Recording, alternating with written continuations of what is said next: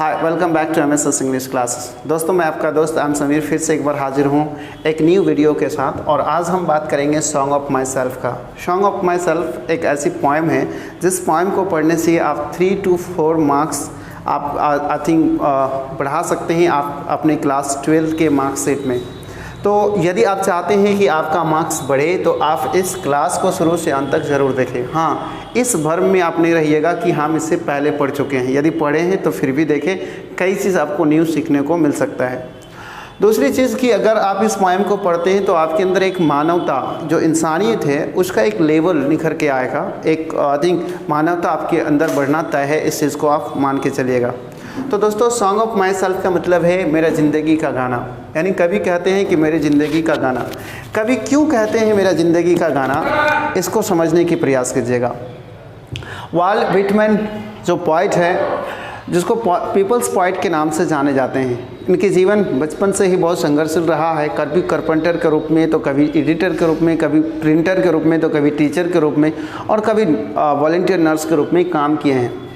इनका जन्म 1819 ईस्वी को हुआ और 1892 को इनका देहांत हो गया। पीपल्स पोइट के नाम से इसलिए जाने जाते हैं क्योंकि ये लोगों की कवि हैं, यानी लोगों के बारे में लिखते हैं, इंसानियत के बारे में लिखते हैं। एक ऐसा व्यक्तित्व वाले कवि हैं, पोइट हैं, जो ऐसा व्यक्तित्व वाले पोइट शायद अमेरिका में इससे पहले कभी जन्म नहीं लिए होंगे और इसके बाद भी कभी ना ले। तो ये बहुत ही व्यक्तित्व से भरा कवि जिसको हम लोग आज पढ़ने वाले हैं, यानी वाल्ट व्हिटमैन की poem song of my self को पढ़ने वाले हैं। इनके इम्पॉर्टेंट अगर किताब की बात किया जाए, इम्पॉर्टेंट वर्क्स का जो उन्होंने लिखे हैं, उनकी काम जो है वो ये है Leaves of Grusch. Lips of Grusch जो किताब है ना, ये बहुत फेमस है। एग्जाम में पूछा ही जाता है Leaves of Grass is written by, किसके द्वारा लिखा गया है, तो आप कहेंगे वाल्ट व्हिटमैन के द्वारा। 1855 ईस्वी को ये किताब लिखी गई है। ये बात भी आपको याद रखना बेहद इंपॉर्टेंट है। यानी इस क्वेश्चन को पूछने का कई तरीका हो सकता है। एक तो Leaves of Grass is written by, तो आप कहेंगे वाल्ट व्हिटमैन, या पूछ देगा Leaves of Grass is written in, लिखा गया किस ईस्वी में, तो वो कई रूप से इस क्वेश्चन को पूछा जा सकता है। अपना ही खुद का खर्च से वाल्ट व्हिटमैन इस पोएम की कलेक्शन को पब्लिश किए थे 1855 ईस्वी को, लेकिन ये चला नहीं था। लोग इसको शुरू में मतलब इच्छा शक्ति के साथ इसको प्रिंट नहीं करवाया, इसको खरीदा नहीं। लेकिन हाँ, 1881 ईस्वी के बाद यूरोप के अंदर इसकी किताब की डिमांड बढ़ने लगा। लोगों ने इसको इच्छा शक्ति के साथ खरीदना स्टार्ट कर दी, प्रिंट करना स्टार्ट कर दिया, अलग अलग भाषा में ट्रांसलेट करना स्टार्ट कर दी। लेकिन दुर्भाग्य से वाल्ट व्हिटमैन को अपनी जीवन काल में, पूरी ज़िंदगी में सम्मान नहीं मिलता है। कहाँ? अमेरिका के अंदर। हाँ, बेशक उसको दुनिया में अलग अलग देश में अलग अलग जगह पर उसको सम्मान मिलता रहा, लेकिन खुद के ही देश में उनको सम्मान तो मिला, लेकिन मौत के बाद, यानी मृत्यु के बाद, जब वो इस दुनिया से रवाना हो गए, तब फिर उसको अमेरिका के अंदर सम्मान मिला।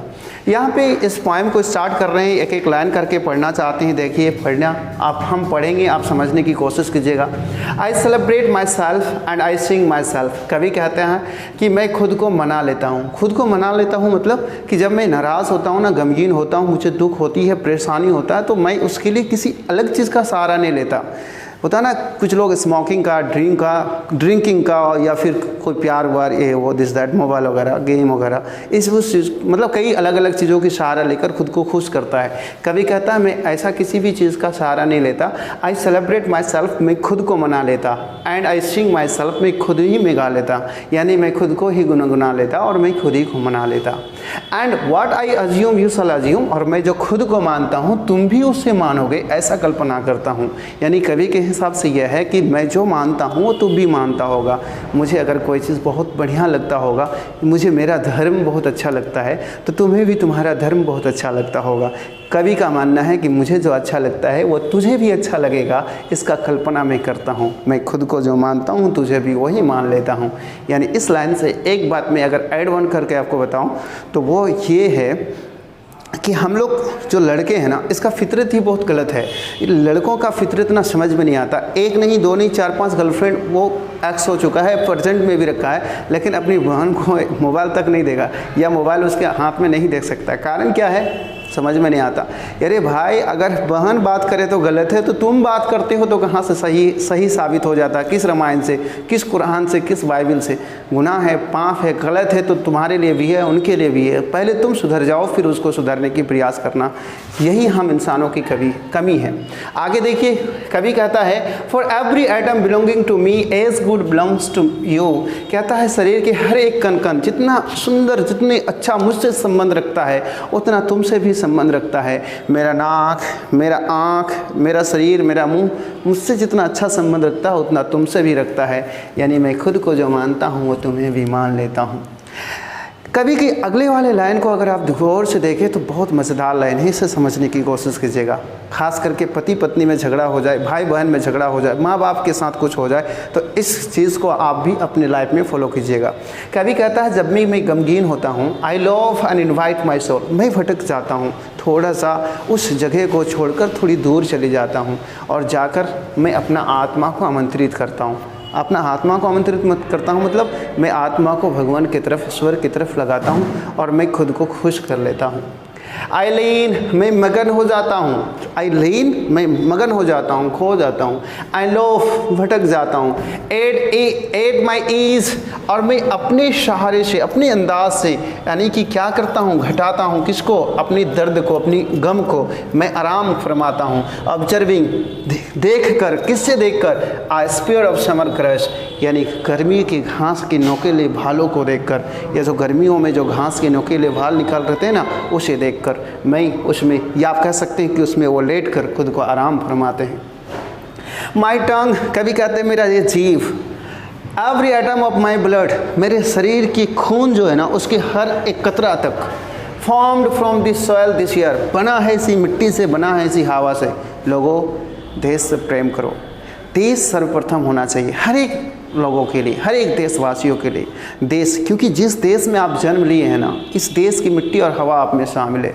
इसलिए देश से बगावत कभी आई थिंक बर्दाश्त नहीं हो सकता, कोई भी इंसान बर्दाश्त नहीं कर सकता। तो देश फर्स्ट होना चाहिए आपके लिए। अगला देखिए क्या कहता है, born here of parents, born here from parents the same and their parents the same.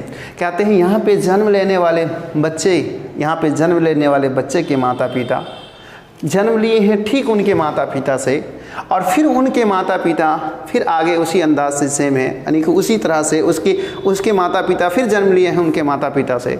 दोस्तों, यदि हम अपने माता पिता और माता पिता का फिर माता पिता, और तुम एक तरफ, एक तुम खुद का माता पिता और मैं एक तरफ खुद का माता पिता, दोनों सर्च करना स्टार्ट कर दो, एक जगह ऐसा आएगा जहाँ पता चलेगा कि वो दुनिया का सृष्टिकर जो दुनिया को बनाया और दुनिया में एक माँ और बाप आए, जो पूरी दुनिया का संसार, इस संसार के पूरी संतान का माँ बाप है, वो सब का एक है। यानी चाहे वो तुम हिंदू हो, सिख हो, ईसाई हो या मुस्लिम हो, तुम कहीं ना कहीं ये अलग से नाम रखे हो या अलग अलग धारणा बना लिए हो तो एक ही माँ बाप का संतान, यानी हम सब भाई भाई हैं।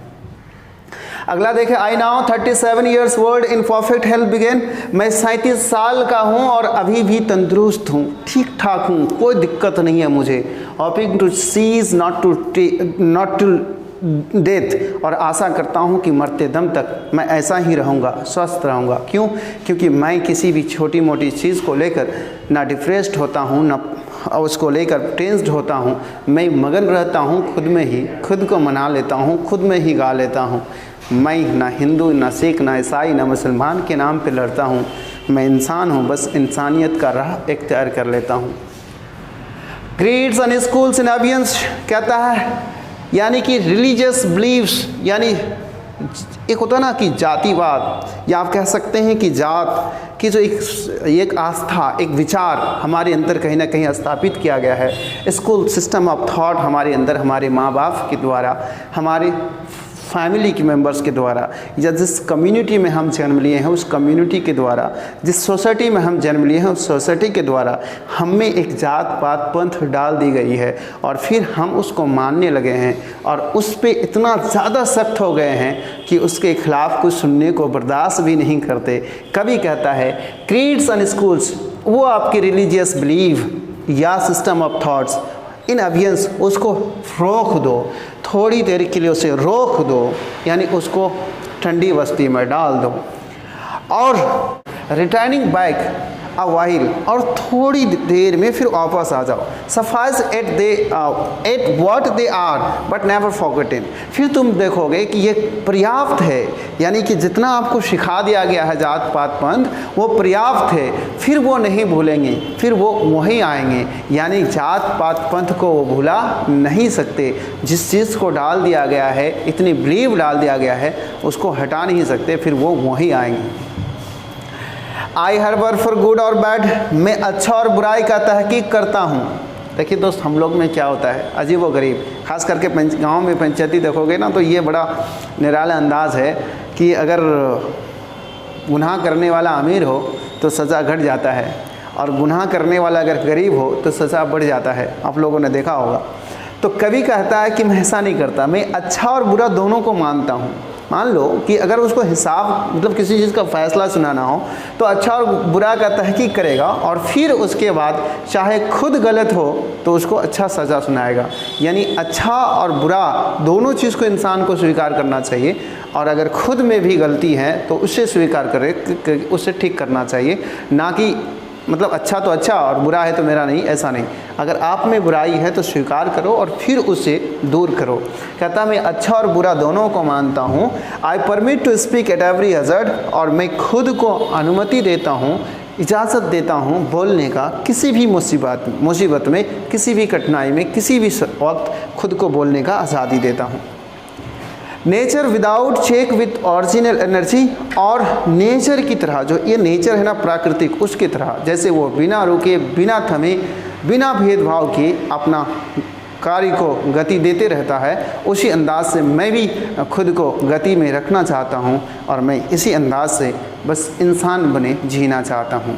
तो कवि के ये पोएम बहुत ही बेहतरीन पोएम था जो मैंने आपको समझाया है। दोस्तों, मैंने इस पोएम को पढ़ाने की क्रम में आपको समझाने का कोशिश किया है कि कवि इस पोएम को क्यों लिखे हैं, इस पोएम से हमें क्या सीख मिलता है। इसलिए मेरा इस पोएम को पढ़ाने का अंदाज़, और यदि आप ऑफलाइन या कहीं और किसी चैनल से आपने पढ़ा होगा तो बिल्कुल डिफरेंस हो सकता है, लेकिन मैंने जो बात की है उस बात को समझना चाहिए आपको। आज के लिए इतना ही, फिर मिलेंगे किसी और दिन किसी और वीडियो में। तब तक के लिए धन्यवाद। जय हिंद, जय भारत।